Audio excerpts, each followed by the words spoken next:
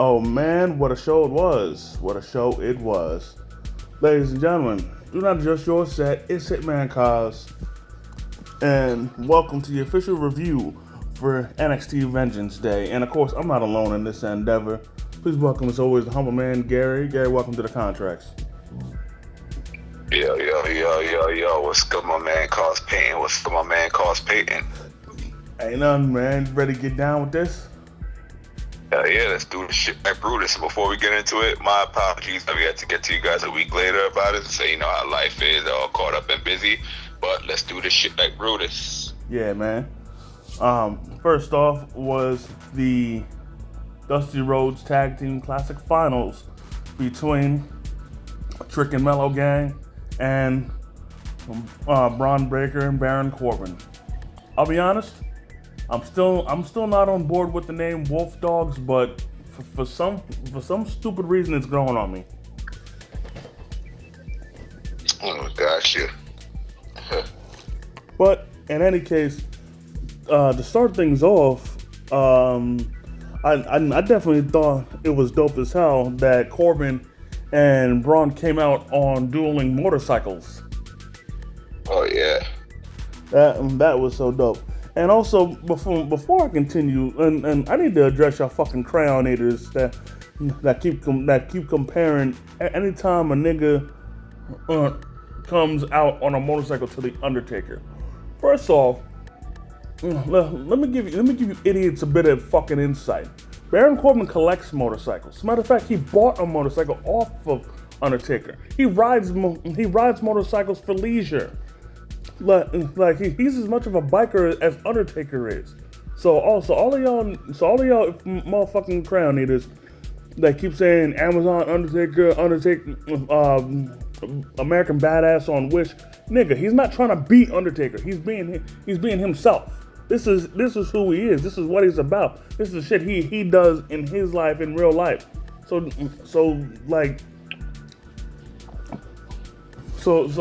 seriously, get over your fucking self. Just cause a nigga's riding a motorcycle to the ring, don't mean he's trying to beat a fucking Undertaker. Oh wow, now I got you perfectly. Anyway, now to start things off, you know, they had a lot of nice back and forths going on. I especially liked when Braun came in like a house of fire, hit Trick, and then this dude flipped Mello into like a flapjack and then turned it into a cutter. That was crazy as hell. Then then unfortunately for Trick and Mello, Trick tweaked his knee when he did a kip up. This would play a bit of a factor later on.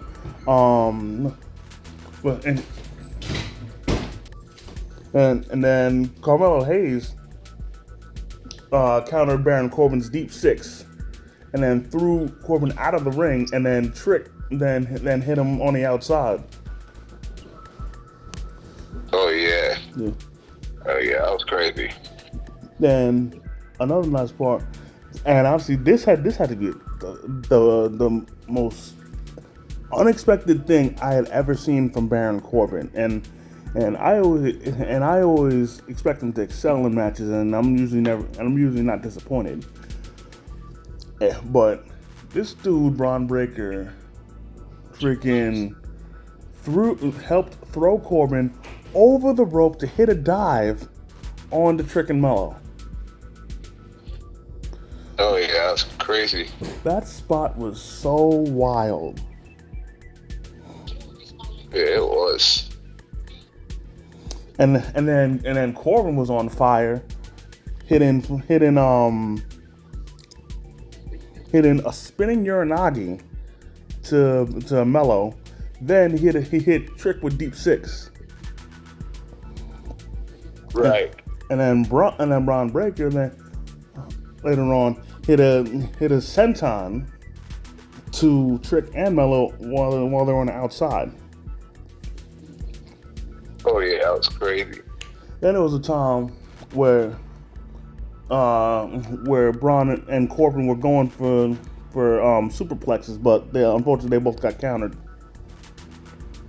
Then, Then at one point, Corbin attempts the end of days to Mello, but Trick hit him with a running cutter.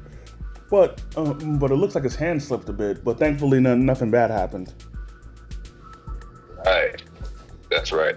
Yeah, and then in the closing moments of the match, Braun was planning on spearing Trick. However, Mello moved into the way, and he got the shit speared out of him, and like that, Braun Breaker and Baron Corbin are your Dusty Rhodes Tag Team Classic winners.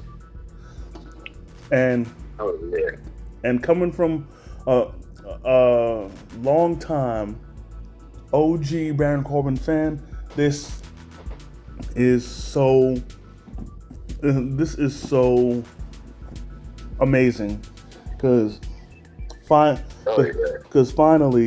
Corbin, once again, I've been saying it multiple times in the past, multiple times, and one more ain't gonna kill people, but Corbin is being taken seriously. He's getting shit done, and finally it's paying off with a major win.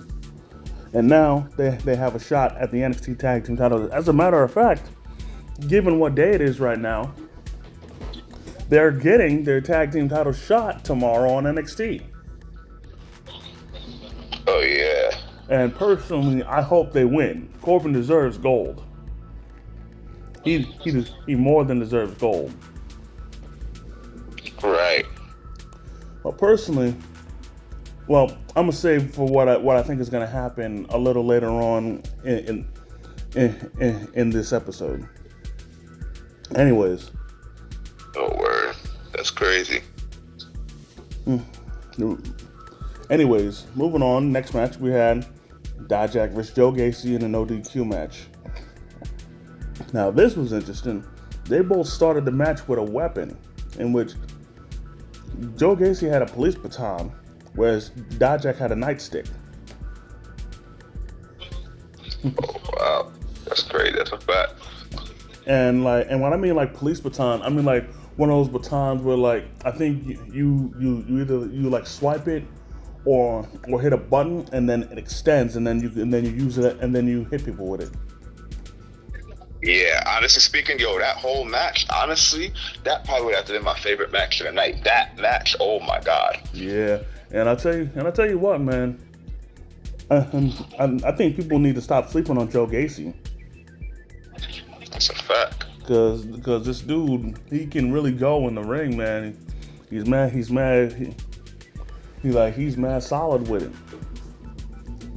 Actually, nah, the hell with solid. He's mad cold with it. That's a fact.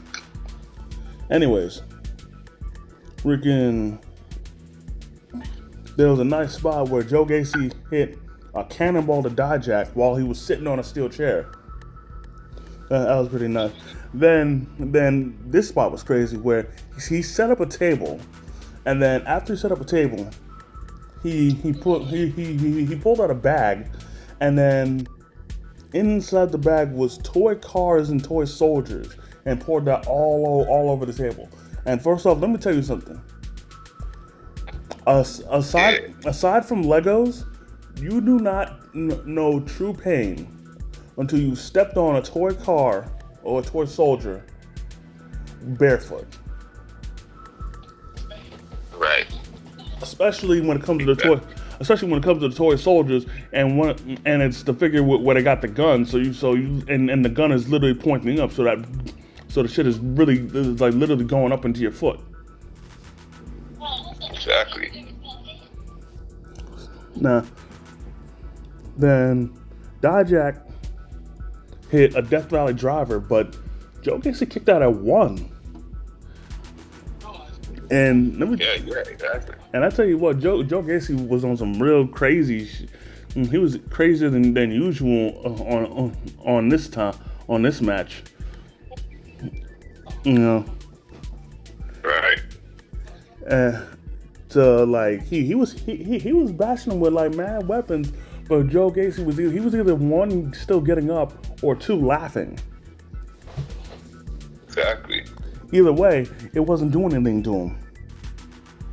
And hell, he even went as far as putting a trash can on him, and then hitting him several times with, I think it was either a chair or a or it was the Singapore cane. Either way, again, it did nothing. Oh yeah, exactly.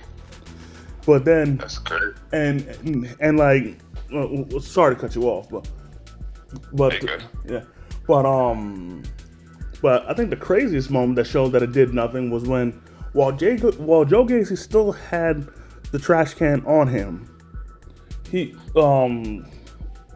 Dijak ran the ropes, but before he could attack Gacy rammed him while he still had the garbage can on him.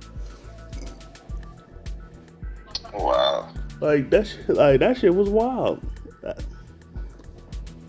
That's crazy. Now what happened next? This part was, I think, the scariest.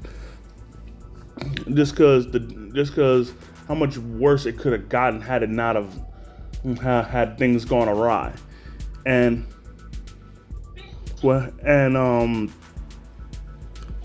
Dijak was going for a move off the top turnbuckle, but then Gacy pushed him off, and Dijak went through the table that had the toys and the soldiers on it. The reason why I say this card could have gone so many bad was because, in my opinion, the table was too far away.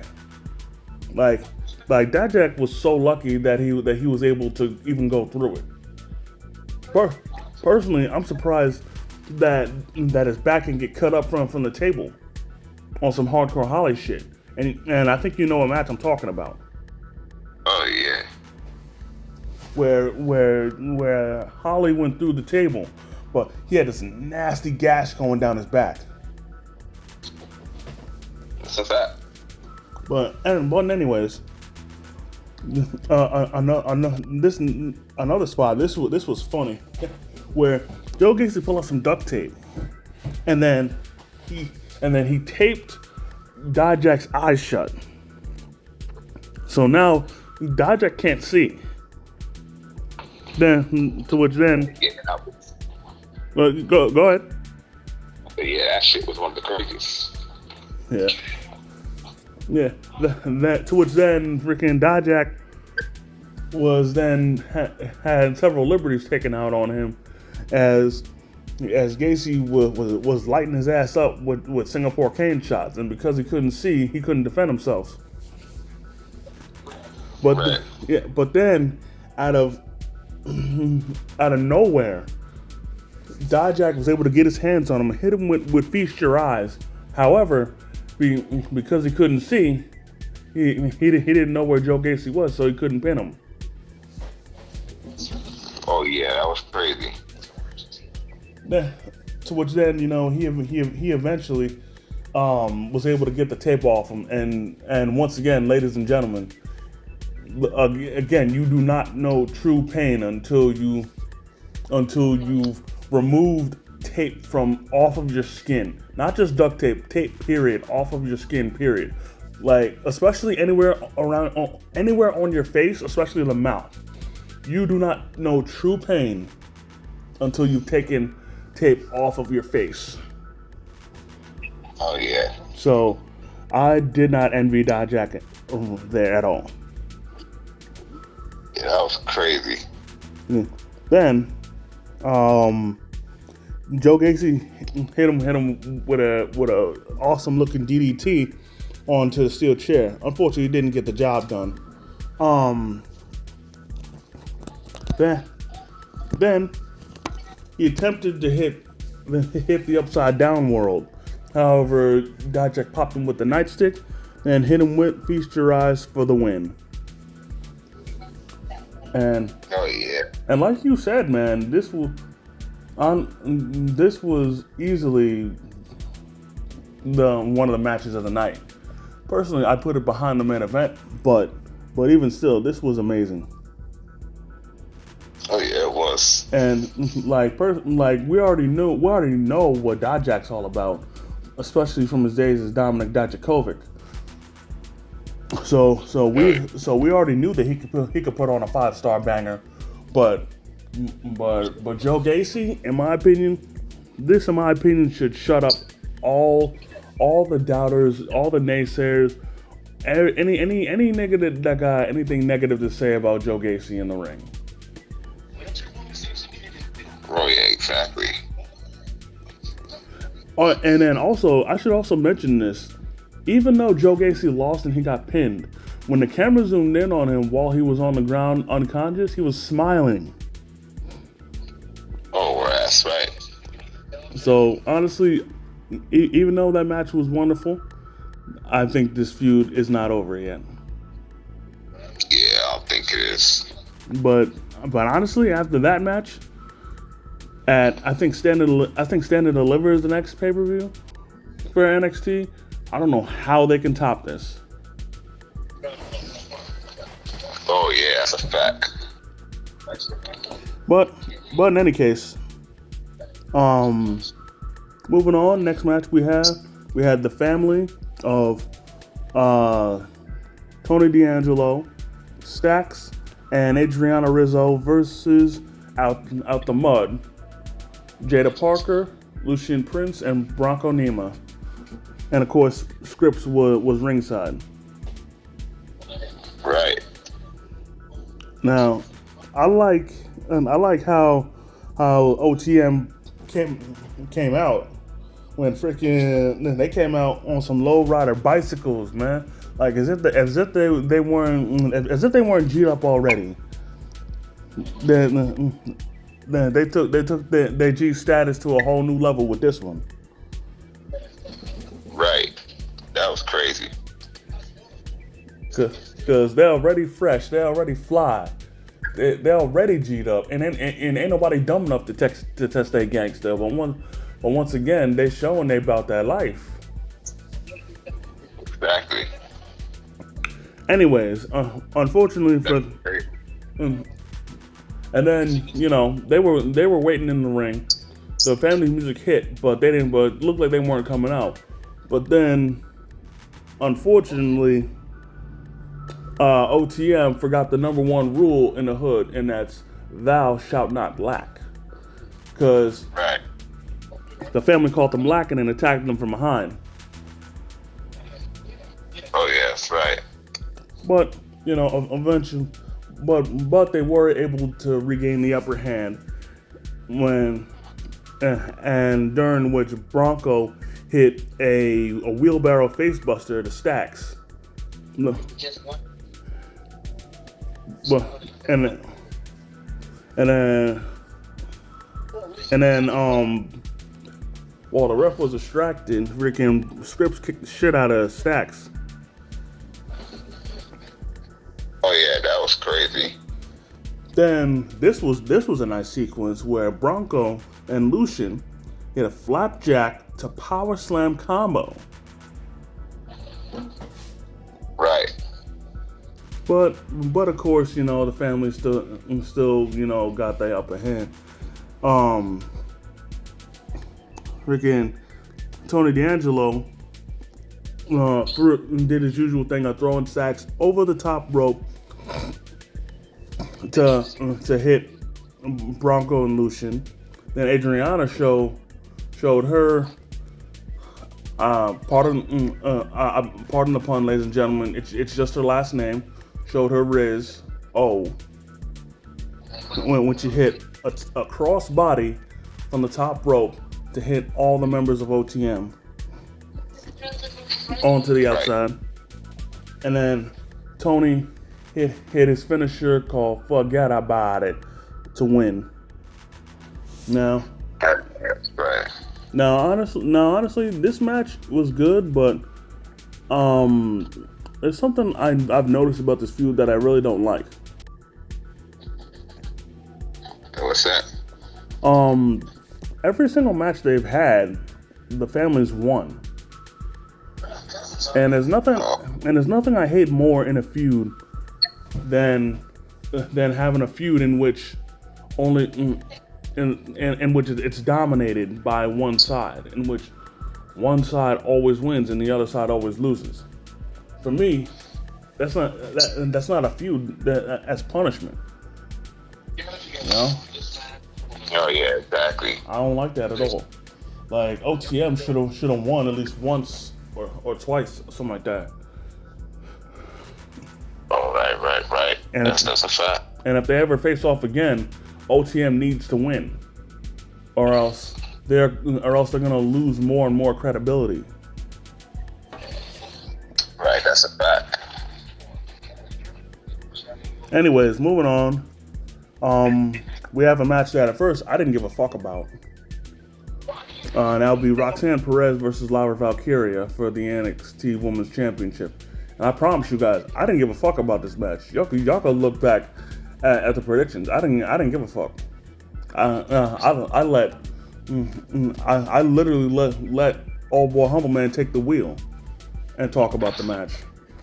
That's a fact. So you want me to talk about it? I'd say only halfway because something did happen that made me care about the match. But go ahead. I want to say the match was enjoyable. I really did enjoy it, especially what happened, what my man Carl's about to talk about. So now over to you. And that was Roxanne Perez hit Pop Rocks, but before she could pin, Lola Vice came out to cash in her breakout star contract, and this was an official one.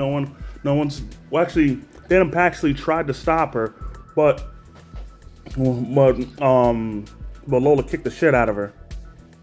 So Lola was able to cash in officially. So now it became a triple threat match.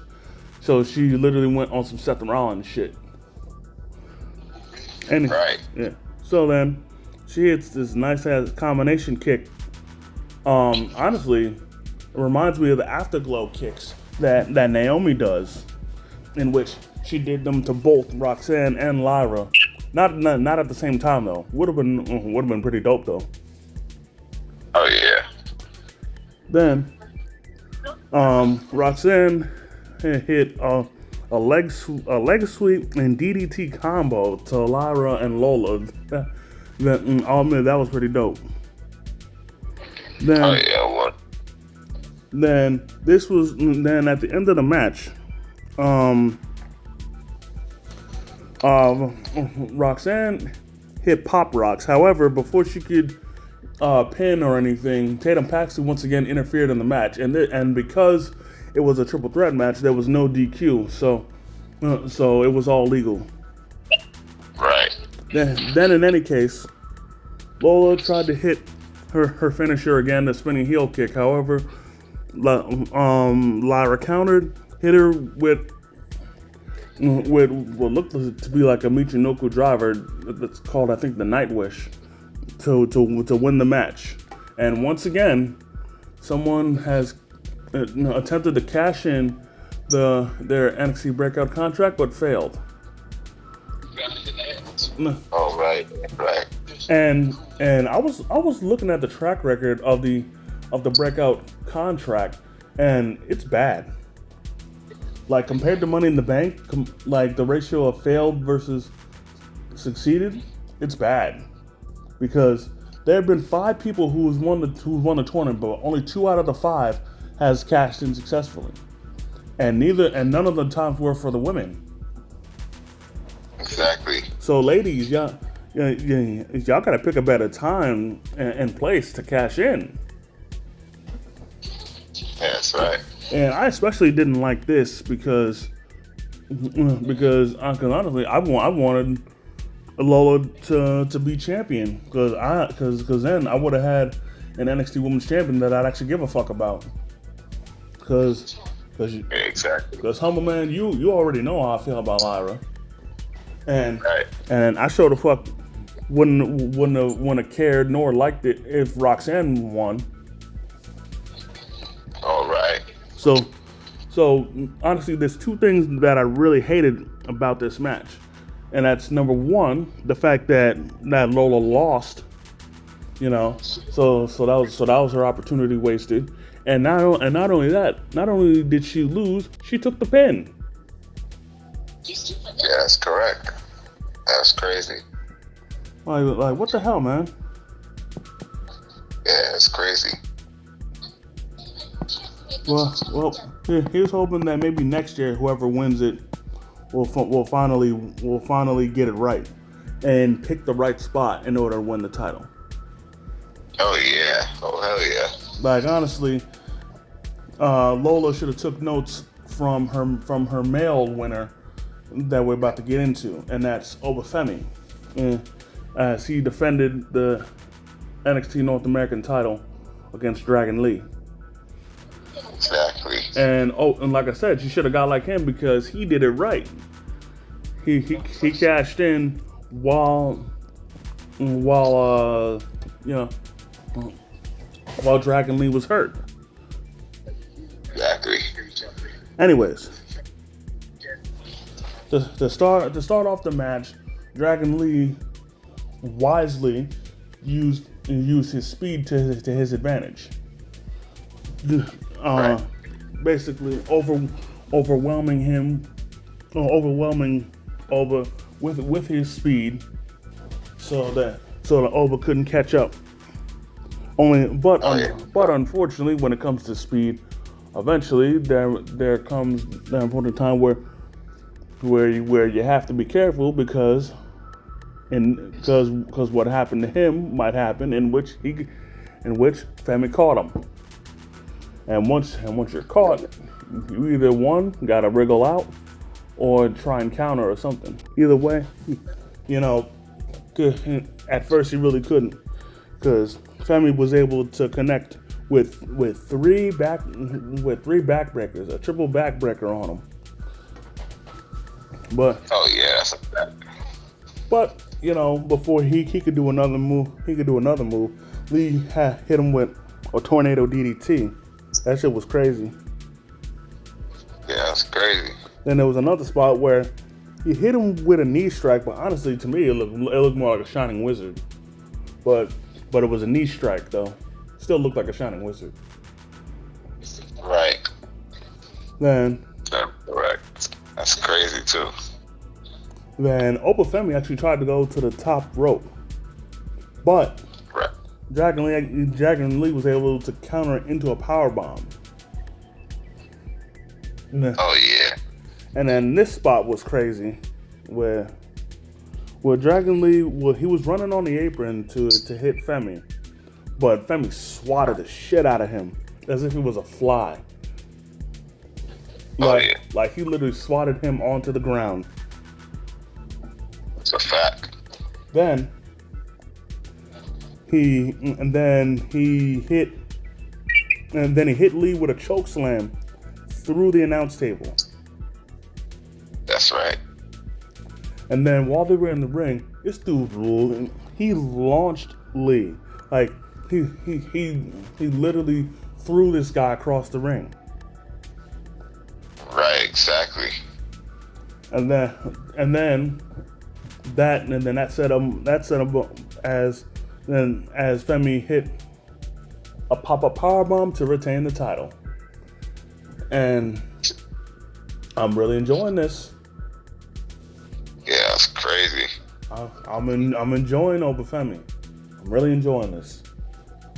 Oh yeah, I ain't gonna hold you. Yeah, I am too. Like, I want this to continue. Right, me too. Yeah. Me too. Yeah. Now, moving on, before the main event happened, a little snippet cut to the back where Roxanne Perez and Lola Vice were still scrapping backstage. Obviously, Roxanne was upset at Lola for cashing in her breakout contract during the match. Exactly. And of course, Lola got to defend herself and shit. So hey. Right. Then of course that led to a match on. Oh wait a minute, did you see NXT? Nah, I didn't. Never mind then. Gotta catch up on my shit, man. Anyways, on to the main event. The moment we've all been waiting for God knows how long. Ilya Dragunov defending the NXT title against Trick Williams. Now, Oh yeah. and then also Carmelo Hayes was ringside. This would prove to be a big mistake. Oh yeah. But in any case, getting down to the match, to even start off the match, and I forgot, and I purposely did not mention this, during the tag match, but Trick got his lip busted. So, Yeah, he did. so like if y'all were noticing why the ref had to put on gloves during the tag match, that's why. Right. But if it's any consolation, during this match, freaking Dragunov got his nose busted open. So hey, it all evened out. Right. Then, Crazy. then Ilya decides to take a page out of Brock Lesnar's playbook, seeing as he's trying to be taking erased from history. Even though I'm never gonna stop talking about him, and I'm never gonna forget him or anything. But anyways, Right. Ilya shows that he moved into Suplex City Oh yeah. because he catches Trick with multiple German suplexes. Right. Then it was a real gnarly looking spot as Ilya hit Trick with a Death Valley driver onto the apron, and the apron's the hardest part of the ring, so that shit was extra painful.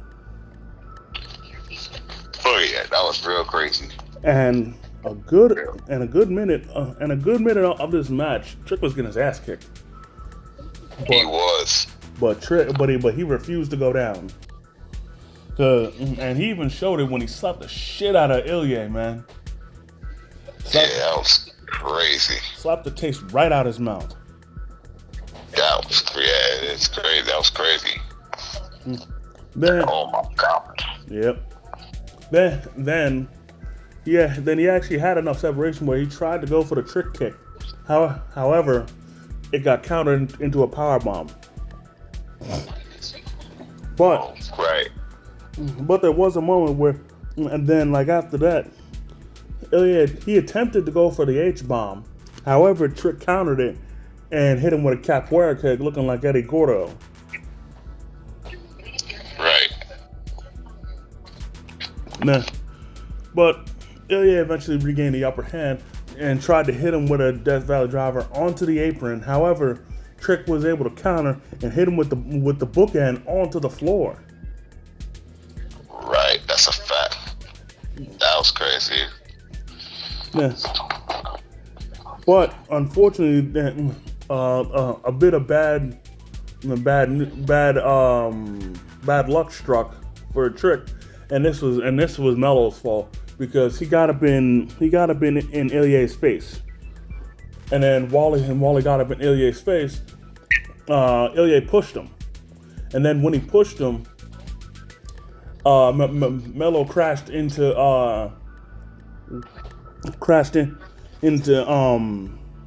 Trick's knee, the same knee that got messed up during the tag match. Right. But That's a fact.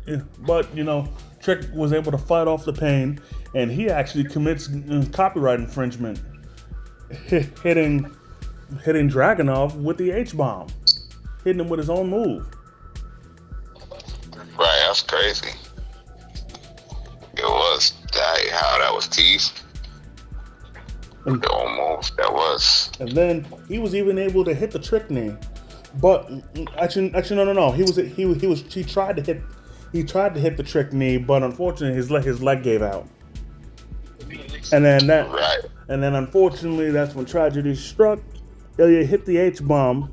Then he hit a top rope H bomb. However, Trick kicked out.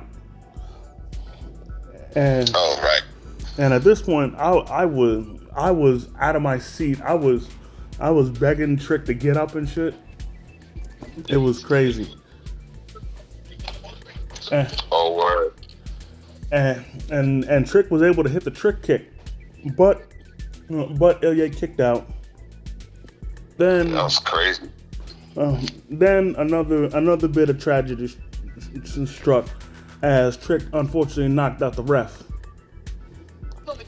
Exactly. But it was an accident, you know. And then Right. yeah, but of course, as fate would have it, Trick then hits the Trick knee, and he's able to pin Ilya, but the ref is out. And this was so frustrating because he had the count, he had the pin, the crowd was counting, the match should have been over, but the ref was out. Right. It sucked so bad. Yeah, that's crazy. But and then the ref finally got, and then another ref finally got in, to which I enjoyed this sequence, even though it didn't, even though the result I want didn't happen. To which Ilya was up on one corner of the ring, Trick was up on the other corner of the ring, and they came at each other with their finishers. In which Trick tried to hit the Trick knee.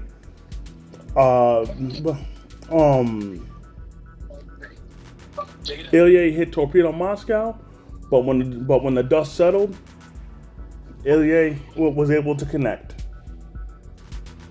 Oh, yeah, I remember that. And he retains the NXT title. Exactly. This was so heartbreaking. It really was. I really wanted Trick to win. I felt this was his time to shine. Oh, yeah. You know? That's a fact. And then, as if things couldn't get any worse, or I couldn't feel any worse, Mello was hugging Trick. Trick was emotional, but then Mello turned on Trick. Yeah, man. Oh, my God. And then he even he went as far as teeing off on Trick with a bunch of chair shots to his knee. It reminds me of when Matt Hardy got attacked by MVP after they lost the WWE Tag Team titles to John Morrison and The Miz. Yeah, that was crazy. But there was something that I really liked after the attack. Was during the attack was that the crowd was chanting "Mello sucks," and they were also chanting "F you Mello." Oh, yeah. And even though you didn't see NXT, I am gonna mention this part, and that was Ricky, and this was crazy. Of course, Mello showed up on NXT, and the crowd would not stop chanting "Fuck you, Mello." And as expected, I heard when they were saying that at Vengeance Day too. That shocked the shit out of me. Yeah. And wait a minute. And why would that shock you? The people love Trick. Well, No. Well, I said that. No. I love Trick too, and I love Mello also. I said it shocked me because they didn't bleep it out. Well, the thing, you know, it was on Peacock. It wasn't on TV, so they didn't need to censor it. Oh yeah, right. But anyways, as I was saying, they were chanting "Fuck you, Mello" on NXT, and it got to the point where while they were off the air, like they had the higher ups had to tell NXT to tell the crowd to stop chanting "F you, Mello" or else they had to cut the show short. Oh yeah, that's right. Now for me, I think that's bullshit because that's the consequence you have of doing edgy shit of trying to do edgy shit in WWE period, but expecting the crowd to be civil. Actually, no. Let me reword that. That's the consequence of trying to do edgy shit in WWE, but at the same time, still trying to expect the whole product to be PG. Get rid of the fucking PG rating. That's the biggest problem. You got to this is like it's been like this ever since like what 2010 or something like that, 2008. Right. Where WWE is PG, so freaking niggas gotta watch their mouth and shit. If the crowd says something out of pocket, it's got to be censored out. If they say a certain cuss word, it'll get bleeped out. Don't get me wrong, they bleeped out cuss words before, but certain words are being bleeped out that weren't bleeped out back then. And I'm like, yo, what the fuck? Exactly. That shit is just ridiculous, you know? And how, this should be the telltale sign for Triple H to change the fucking rating. You know, I don't care how much money that generates out of the show being PG.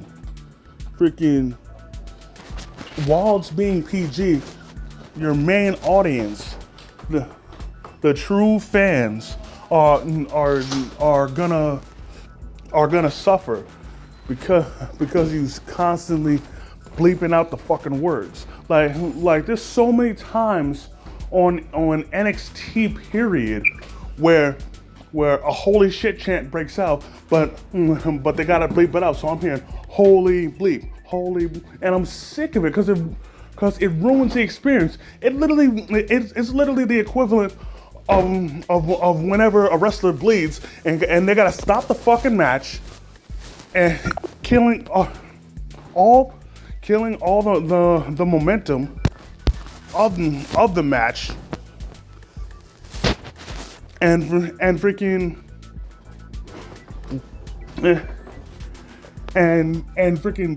and they won't stop until they close the wound. Like seriously, there's nothing worse than when a good match is going on, someone gets busted open, and then they gotta stop the match just to close the wound. Like get the fuck out of here. Exactly. Like, yo, I absolutely loved. Like speaking of that, actually reminds me of a moment that I loved where, if you remember at WrestleMania last year, where Edge faced off against Finn Balor in a Hell in a Cell match, and Finn Balor got busted open, right? Oh yeah. And then the ref immediately was trying to step in, but Finn told him get the fuck out the way. Exactly. Or how about a time where it ruined the match, where at I think it was NXT TakeOver Dallas, where Samoa Joe faced off against I think Shinsuke Nakamura, and two times during the match Joe got busted open, and they stopped the match both times just to close the wound, and it ruined the match because it killed the momentum. And literally the second time the crowd was fed up, and they started chanting "fuck PG." That's right. So hopefully this will be the fucking wake up call that they need. And And honestly, I'm talking to all you fans that go to NXT that tune in. I mean that are in NXT's attendance live. Like whenever they air NXT, listen to me carefully. Do not stop chanting "Holy shit." Do not stop saying shit. Do not stop dropping the F-bomb. Exactly. Because this PG shit needs to go. It really does. But before I go even further off topic, why don't we go ahead and get up out of here? This pay-per-view was good. I think we were better at the Royal Rumble. It really was. Yeah, even though there was like one or two stinkers or parts that I didn't like, it was still better than the Royal Rumble. Oh yeah, facts, bro. Yeah. But with that being said, that's gonna do it. Yeah. But with that being said, ladies and gentlemen, that's gonna do it for this episode of The Contract. I definitely want to thank each and every one of y'all for taking the time out of your busy schedule to come and chill with your boys. I definitely want to thank the humble man, as usual, for coming through, kicking his wrestling knowledge. Oh, you already know. You already know, my man, Costain. You already know. Hell yeah. We'll be right back here, right at y'all, with the predictions for WWE Elimination Chamber. We'll be right here, right back at y'all next Thursday for that. So, until then, if you guys enjoyed this video, go ahead, hit the like button. Comment if you feel like it. If you're new to the channel, please subscribe and hit the notification bell so you never miss a new video. And as always, by way of Struggle Vision Productions, it's the Hitman and the Humble Man. And if you see us coming, run.